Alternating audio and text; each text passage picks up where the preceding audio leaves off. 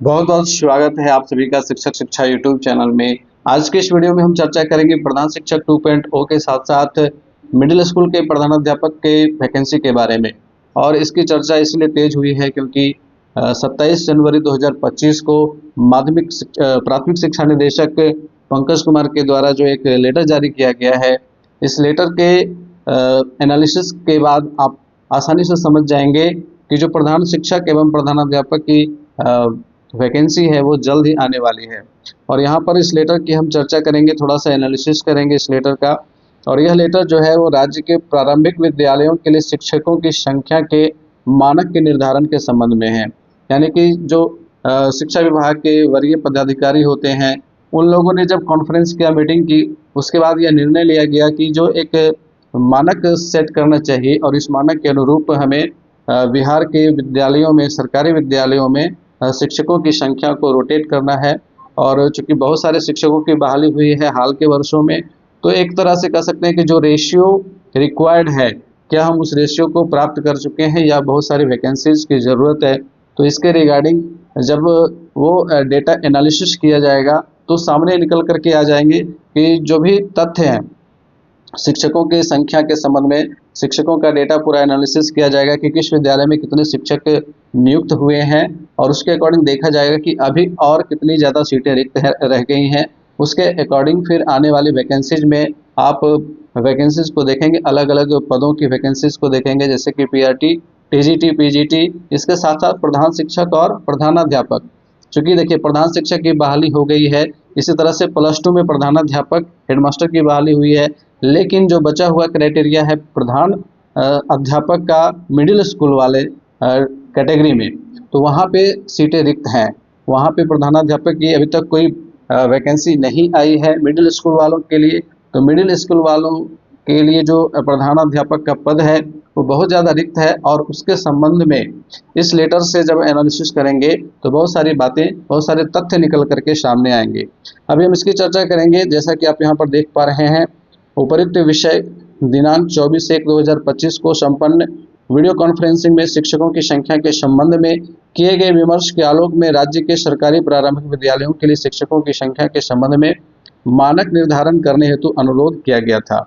इस क्रम में राज्य के सरकारी प्राथमिक विद्यालय कक्षा 1 से 5 जितने भी प्राथमिक विद्यालय हैं, प्राइमरी स्कूल है, वहाँ पे कम से कम 5 शिक्षक, इस बात पे ध्यान देंगे कि जो प्राथमिक विद्यालय हैं वहाँ पे कम से कम 5 शिक्षक होने चाहिए, जिसमें से एक प्रधान शिक्षक होंगे। ठीक है, यहाँ पर देखिए स्पष्ट लिखा हुआ है, एक प्रधान शिक्षक सहित कुल 5 शिक्षक कम से कम होने चाहिए। ठीक है, तो इसका मानक निर्धारित किया जाता है, जिसका विवरण निम्नवत है।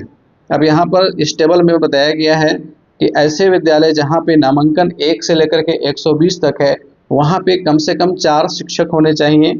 ठीक है, जिसमें शिक्षक का विवरण किस प्रकार के शिक्षक होंगे, तो सहायक शिक्षक हो सकते हैं, विद्यालय अध्यापक हो सकते हैं। सहायक शिक्षक का मतलब जो पुराने नियमित शिक्षक रहे वो हो जाएंगे। विद्यालय अध्यापक का मतलब जो बीपीएससी टीआरई से बहाल होकर के आ रहे हैं वो विद्यालय अध्यापक की श्रेणी के शिक्षक हैं।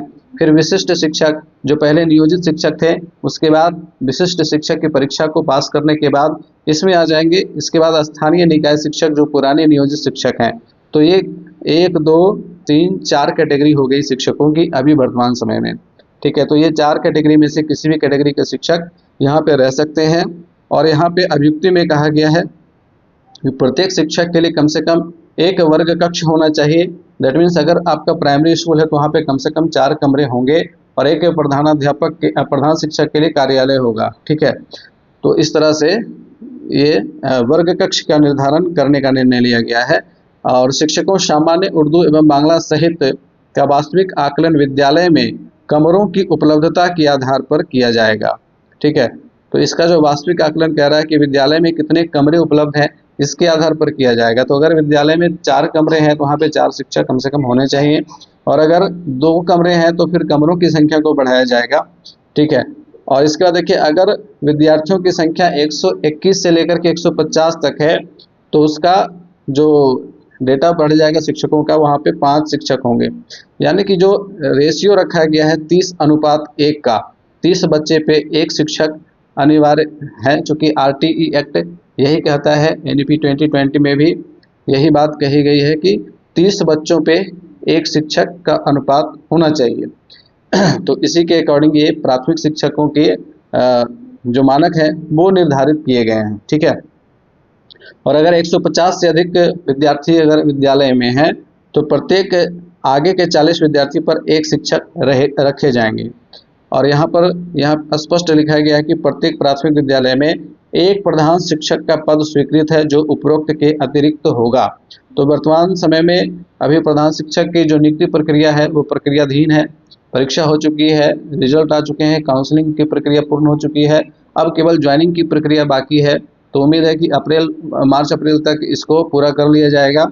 तो प्रधान शिक्षकों के पद उसके बाद जितने रिक्त बचेंगे उस पर फिर बहाली का निर्णय लिया जाएगा, ठीक है।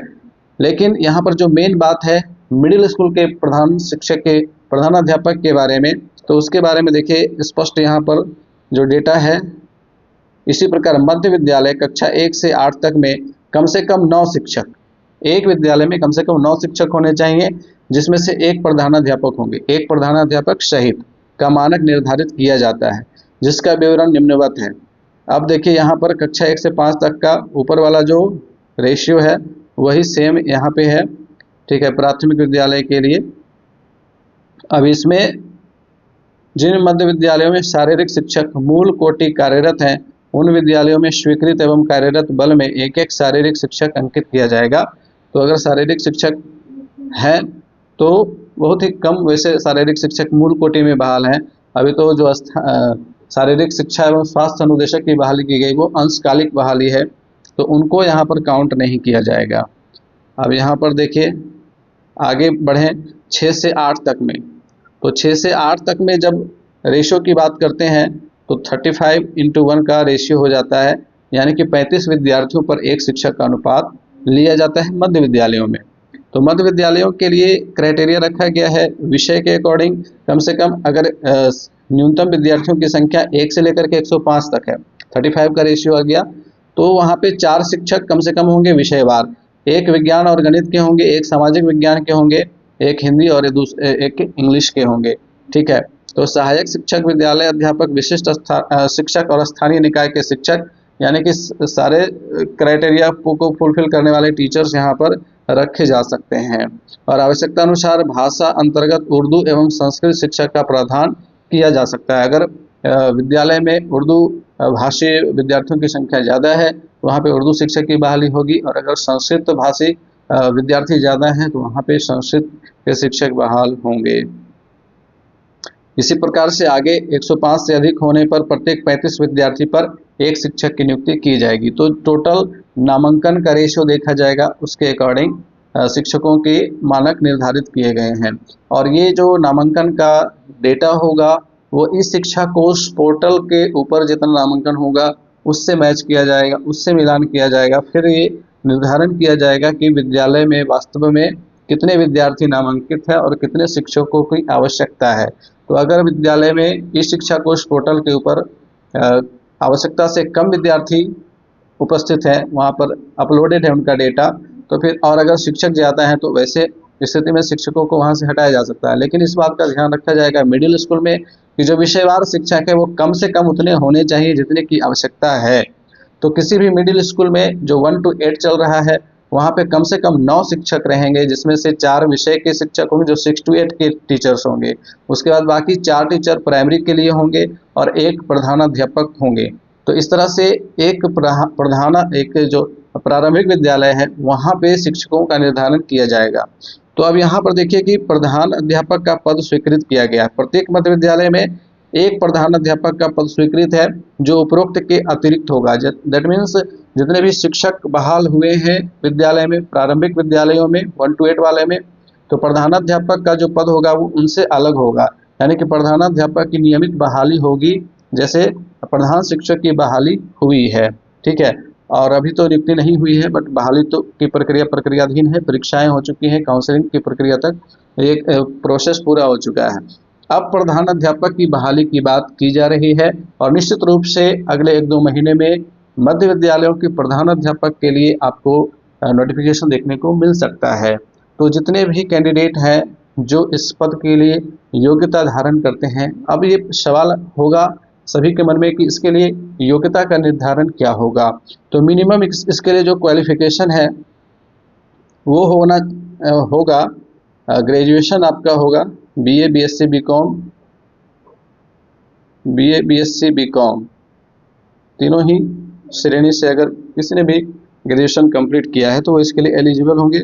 प्लस बीएड आपके पास होना चाहिए या डीएलएड। डीएलएड वालों को भी इसमें चांस दिया जाएगा, क्योंकि डीएलएड जो पाठ्यक्रम है वह प्रारंभिक विद्यालयों के शिक्षकों को तैयार करने का एक पाठ्यक्रम है, एक प्रशिक्षण कार्यक्रम है।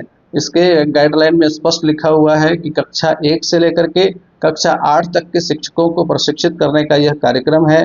तो 6 to 8 में जो शिक्षक बहाल होते हैं वे भी डीएलएड वाले एलिजिबल होते हैं वहाँ भी। तो इसी तरह से जो प्रधान अध्यापक का पद सृजित होगा 1 to 8 के लिए, उसमें भी डीएलएड वाले एलिजिबल होंगे। ठीक है। और अनुभव की बात यहाँ पर स्पष्ट रूप से की जाएगी, तो यहाँ भी न्यूनतम 8 वर्ष का अनुभव मांगा जाएगा। ठीक है। और ये जो अनुभव होगा यह आपके ज्वाइनिंग डेट से गणना किया जाएगा, जैसे कि प्रधान शिक्षक में किया गया था। तो कुल मिलाकर के योग्यता को देखें तो योग्यता ग्रेजुएशन प्लस डीएलएड या फिर बीएड प्लस आपके पास 8 वर्ष का कम से कम अनुभव होना चाहिए। तो ये 3 क्राइटेरिया मिला करके आपके लिए एलिजिबिलिटी क्राइटेरिया तय की जाएगी। और इसके बाद सबसे इम्पोर्टेंट जो बात होगी सिलेबस को लेकर के। तो सिलेबस में जैसा कि आप लोगों ने देखा, प्रधानाध्यापक जो +2 वाले बहाल किए गए वहाँ पे जो सिलेबस था 75 सवाल जीएस पेपर से, 75 सवाल बीएड के पेपर से था। प्रधान शिक्षक वाले में 75 सवाल जीएस के पेपर से था, 75 सवाल डीएलएड के पेपर से था। अब इसमें जो प्रक्रिया होगी इसमें कुछ ऐसे टॉपिक इंक्लूड किए जाएंगे डीएलएड वाले सेक्शन में जो बीएड में भी अवेलेबल है और डीएलएड में भी अवेलेबल है। तो अगर इसका सिलेबस अलग से जारी किया जाएगा तो उसमें आप देखेंगे कि कुछ कुछ टॉपिक को और ज़्यादा बढ़ाया जाएगा, टॉपिक को घटाया नहीं जाएगा। तो कुल मिलाकर के अगर कहें कि डीएलएड वाला सिलेबस प्लस बीएड वाला कुछ इंपॉर्टेंट सिलेबस इंक्लूड करके एक और वास्ट सिलेबस ही देखने को मिलेगा प्रधानाध्यापक के पद के लिए। और 75 सवाल जो जीएस सेक्शन से पूछे जाते हैं वो तो रहेगा ही रहेगा। तो अगर आप एलिजिबल हैं, आपके पास 8 वर्षों का अनुभव है प्लस आप ग्रेजुएशन कंप्लीट कर चुके हैं, आपके पास डीएलएड या फिर बीएड की डिग्री है और जो इन सर्विस ट्रेंड टीचर्स हैं, बाकी सभी तो ट्रेनिंग कंप्लीट कर चुके हैं। तो डीएलएड बीएड के साथ साथ जितने भी ट्रेंड टीचर हैं, चाहे वो डीपी से ट्रेनिंग किए हों, चाहे वो एनआईओएस से ट्रेनिंग किए हों, ये सारे के सारे एलिजिबल होंगे। ऐसा नहीं है कि डीपी वालों को मौका नहीं मिलेगा या फिर एनआईओएस वालों को मौका नहीं मिलेगा। मौका सभी लोगों को मिलेगा। एग्जामिनेशन में सभी के सभी एलिजिबल होंगे, क्योंकि सारे के सारे इन ट्रेंड टीचर हैं, सर्विस में हैं और उनके पास अनुभव भी है। तो निश्चित रूप से मौका जो है वो सबको दिया जाएगा। तो यहाँ पर निश्चिंत रहें, आप सभी शिक्षक जो 8 वर्ष का अनुभव पूरे कर चुके हैं एलिजिबल होंगे इस एग्जामिनेशन में बैठने के लिए। इसके साथ साथ आपको सबसे ज़्यादा इम्पोर्टेंट चीज़ ये है कि आपको तैयारी शुरू कर देनी चाहिए। और तैयारी के लिए मेरे क्लासेस एक बार फिर से शुरू होंगे। प्रधानाध्यापक 1 to 8 के लिए मैं सिलसिलेवार तरीके से क्लासेस लाऊंगा और डीएलएड सेक्शन के ऊपर क्लासेस आएंगे, साथ ही साथ जीएस सेक्शंस के लिए भी क्लासेस आएंगे। तो मैं व्हाट्सएप ग्रुप का लिंक आपको दे रहा हूँ डिस्क्रिप्शन बॉक्स में। टेलीग्राम चैनल का लिंक हमारा है, यहाँ से आप हमसे जुड़ सकते हैं, जहाँ पे आपको टाइम टू टाइम इंफॉर्मेशन के साथ साथ इम्पोर्टेंट क्लासेस के पीडीएफ्स अवेलेबल करवाए जाएंगे। तो मिलेंगे फिर से नेक्स्ट वीडियो में, तब तक के लिए गुड बाय, टेक केयर।